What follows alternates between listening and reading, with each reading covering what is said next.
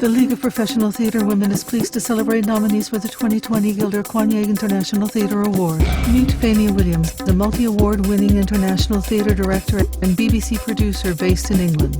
As artistic director at Brighton Theatre, the fifth company she has led in her long career, she uses the power of the arts to go where the politics cannot.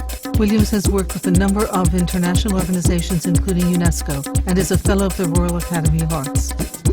A global 24-hour countdown of performances begins at 1 p.m. Eastern Standard Time on February 15th, leading to the awards ceremony on February 16th, 2021.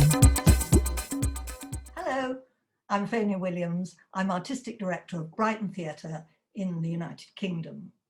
I trained as a scholarship holder at the Royal Academy of Dramatic Art, and I was an actress for many years, including working at Stephen Joseph's famous Theatre in the Round, with others like Sir Alan Ayckbourn. I also worked in Oxford, where I founded the first of my own companies, and it was called Oxford Free Theatre, because we tried to make everything free for as long as possible until we had to charge people in order to survive. I also was fellow in theatre at the University of Bradford, where the only brief in a university that had no arts really was to stimulate drama in the university, in the town, and in the surrounding area. And there I worked with wonderful people such as David Edgar, the playwright, and Richard Crane, who later became my husband, also playwright and actor. The idea for Moz, A Week in the Life of an Undercover Mosquito, was originally conceived we were going to play it in Manaus in Brazil during the Zika virus.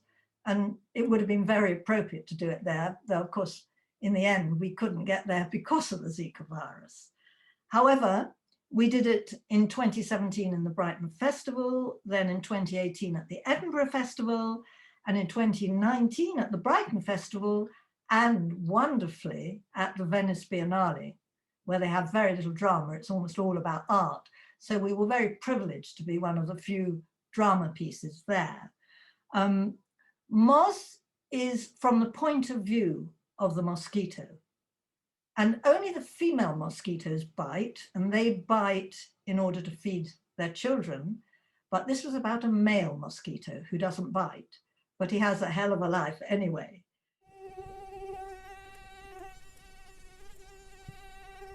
Moz, A Week in the Life of an Undercover Mosquito. How many of you can claim to have ovum, larva, pupa, imago on your life's journey planner? How many of you have spent 3 days as an egg on a raft in a paint can, then a week as a wiggler, head down in a puddle of piss, shuffling off one mortal coil after another till you pop up as a pooper? Our mosquito has one aim in life, and that is to mate. However, the excitement of finding perhaps a slightly older mosquito who's been around a bit for his first sexual experience permeates the play. I know, somewhere in the misty marshlands of our twilight world, there is a nymph-like beauty with 6 long, slim legs and gossamer wings, who is thinking the same thoughts. Like me, she is 1 day old. Like me, she's practicing flight, working up to 500 BPS and carving a cello concerto on her wings. The play asks a question: who is the most dangerous creature on earth? Yellow fever, dengue fever, equine and every other encephalitis, chikungunya, elephantiasis, Zika, and that's just us, the Aedes aegypti. Malaria we leave to our cousin Anopheles of Africa. Who is responsible for all the damage we're doing to the planet?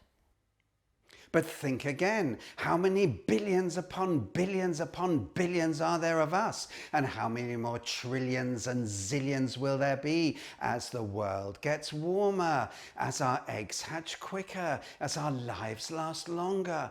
because the weather is getting more scorching by the day due to nothing we did. We didn't poison the air, we didn't cut down the jungles, we didn't swamp the seas. We are not the cause. And we are only incidentally the means. We draw pathogens from a sick host as a bee draws pollen, and we pollinate pathogens into the next host in our analgesic anticoagulant saliva. I hope the audience will find this play authentic, because a lot of research was done with entomologists in various universities. It was conceived at the height of the Zika virus, but it's not just about the Zika mosquito. What you will find is very true scientific facts, but presented in a really entertaining way. Richard presents you simply with words, a wonderful flow of words, not a single stage direction, not a single piece of punctuation, and out of that, one's imagination as a director can soar. Bug bites on beach bums and boobos on bimbos, gangrenous tubers and testes of jumbos, blood-sucking jiggers and flesh-eating flies. These are the poisons that give me a rise. The fact that Moz has been such an unexpected hit with sell-out shows, 5-star reviews, and has become the coolest play in town, it is now ready to travel the world. The play asks a question: who is the most dangerous creature on Earth? Who is responsible for all the damage we're doing to the planet? Is it the mosquito, or is it you? We can't help it. We don't know what we're spreading, and it doesn't harm us. It doesn't poison our eggs, it doesn't damage our kids, and if in the end we wipe out humanity, who's complaining? Who inherits the earth? Not one of the audience got bitten.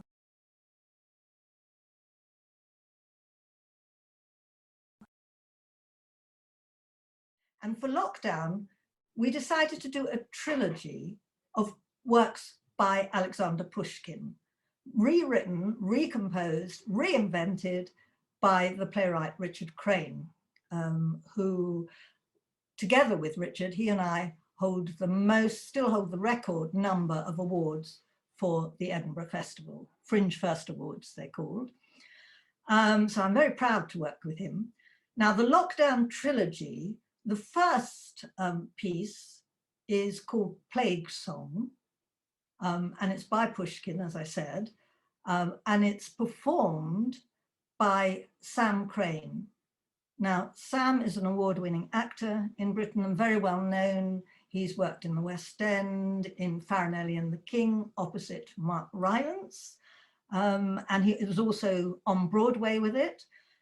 The second piece is Tatiana's letter to Onegin, from Eugene Onegin, or Yevgeny Onegin in Russian, and that's performed by a completely new actress called Ava Pavlo Ruffle, and this was the first thing she'd really done. The third piece is Pushkin's famous poem, The Prophet, and all three of these pieces are in our play, Pushkin, and it's performed by Daniel Finlay. Now, Daniel is the son of one of our most famous actors, Frank Finlay, the late Frank Finlay, and Daniel is carrying on his family's tradition. And it was brilliant to work with him as well as the other two. So our Lockdown Trilogy is 3 pieces from Pushkin by Richard Crane, multi-award winning playwright. And we did it originally as far back as 1987 on the Edinburgh Festival, and it won the Edinburgh Festival Fringe First Award. It transferred to the brilliant Traverse Theatre in Edinburgh, and is perhaps one of our most well-known productions. We decided to do this Lockdown Trilogy from Pushkin because it really talks or speaks to the time that we are all going through. The first piece, which Sam Crane does, the Plague Song, and it's called Plague Song, so you can understand why we wanted to do that, begins, the first line is running through fields. Sam decided, it was his decision, to record this under my direction, running through a field. And the American playwright, the American director, Peter Sellers, saw this and said, I think the future of theatre after the pandemic will be running through fields. So we created a kind of icon there. The second piece, Tatiana's Letter, is recorded by a very young actor, as I've said, actress. And it's one of those letters that is so full of hope, as we always were full of hope. And then through a series of misconnections with Eugene Onegin, she is never able to get together with him. When she finally meets him again, it's too late. And it's one of the saddest scenes in the whole of literature, and hopefully one of the saddest scenes in our theatre work. The third piece, The Prophet, is perhaps the most famous Russian poem ever. And Daniel Finley and I talked a long while about where he would do it, and we wanted as neutral a background as possible. And again, all three of these pieces were recorded under my direction, but because of lockdown, each of the actors had to actually do the recording themselves. So again, maybe this is a sign of hope for the future, that actors have more say in what they're doing and how they do it. And they have a director who's more like a conductor, really, who comes in and makes sure they're on the right path, but they actually take the final decision, as long as I like it.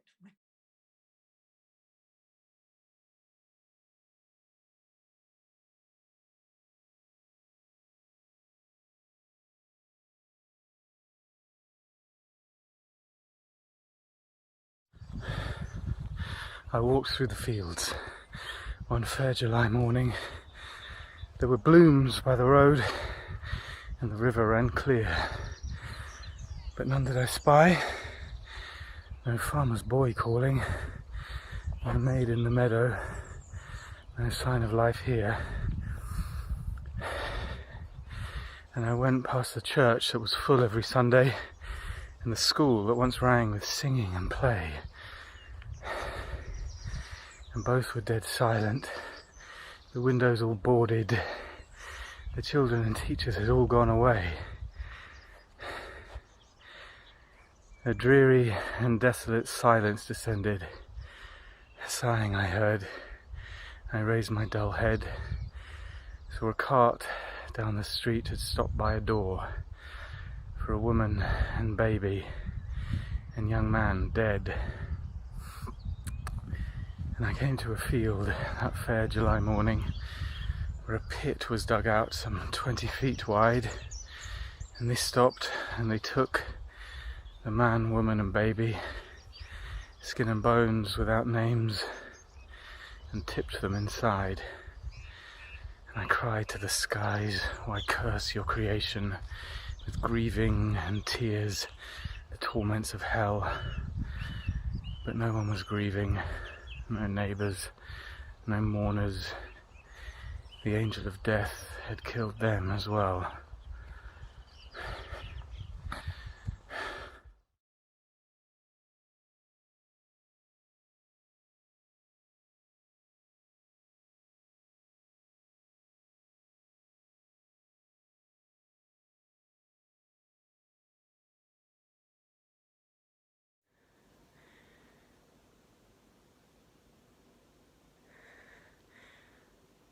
I know it's not a lady's place to write to a gentleman like this. I know it's not a lady's place to write to a gentleman at all. She must wait and fret and panic, bite her nails and take a tonic, sit and groan and weep and sigh, and chip the heavy hours away.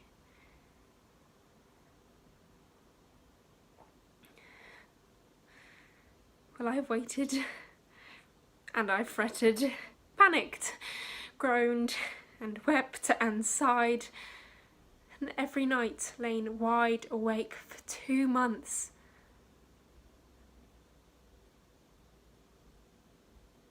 Ever since your visit, I've been hammering my head against an iron prison bed. Why did you come? If you'd stayed away, my life would have gone on, dull and bleak, but bearable because I wouldn't need to hope. I wouldn't know what I was missing. I'd continue fantasizing, bathing in romantic streams of novels, magazines, and dreams, while my family packaged me into an early womanhood, led to markets dumb and good. I'd be exhibited, and my teeth, hair, skin, eyes, height, weight, shape, size, intelligence, and disposition, special peculiarities,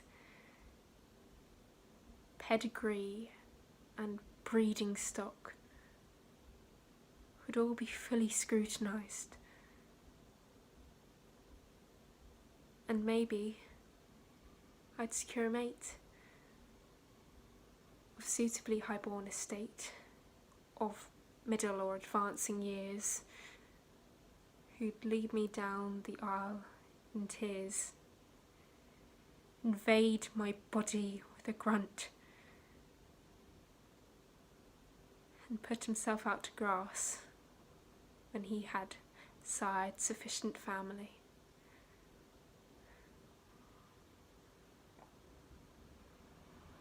And I'd continue, quite content, with daily chores and social calls, good works, and mothercraft, and balls.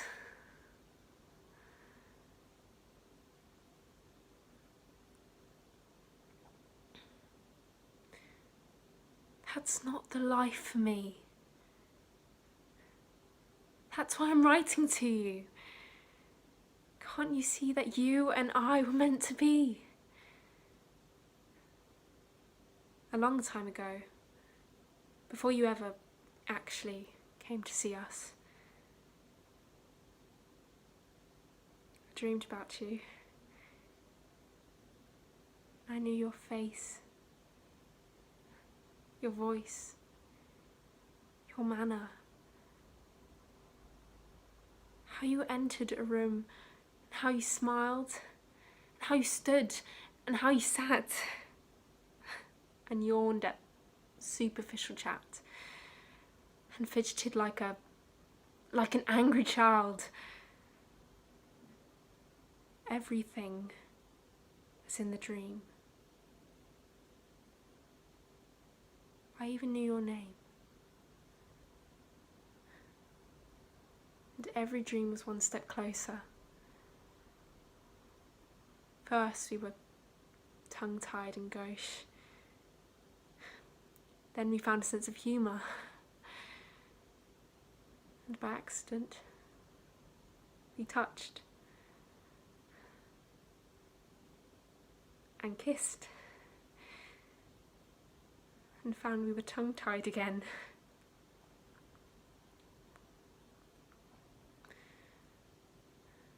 But since you came to see us, since you entered the room and smiled and sat and yawned and went, those dreams have gone. And I lie in bed terrified it's all a plot to send me mad.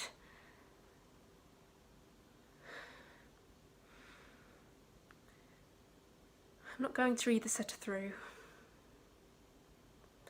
I'll seal it, send it, let it come flapping through your letterbox for you to stack on the pile of all the other dumb and reckless rubbish you receive each week from girls who are too sick with love to speak.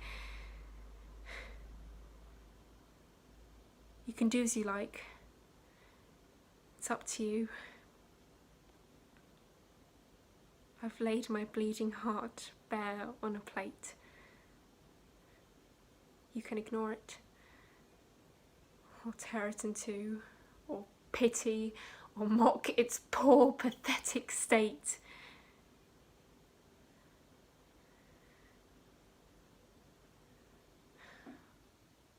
Or alternatively, you might mount your fiery charger white and gallop through the howling night and hear my choked and feeble call and scale the granite castle wall and break the iron chain and ball, and then, oh ecstasy of bliss, embrace and wake me with a kiss.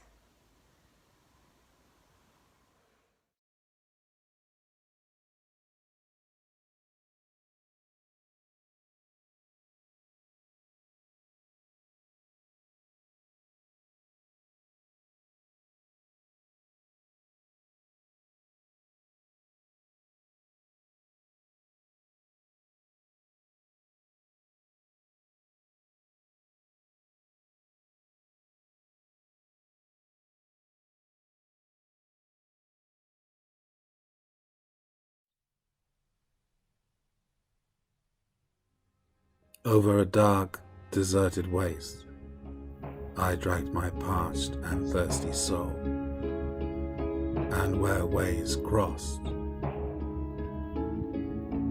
a seraph stood, six-winged and shining.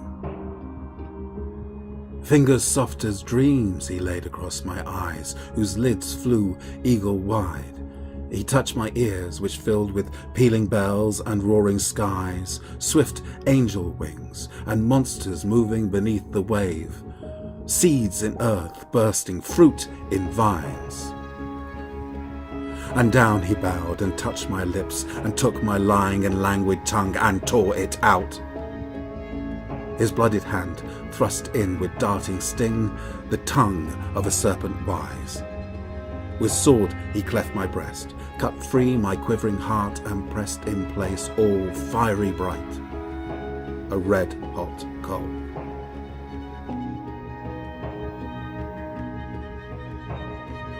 I lay as dead.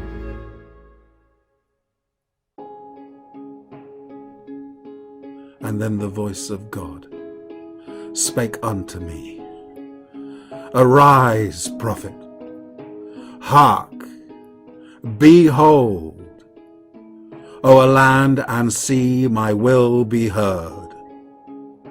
Go burn men's hearts with the word.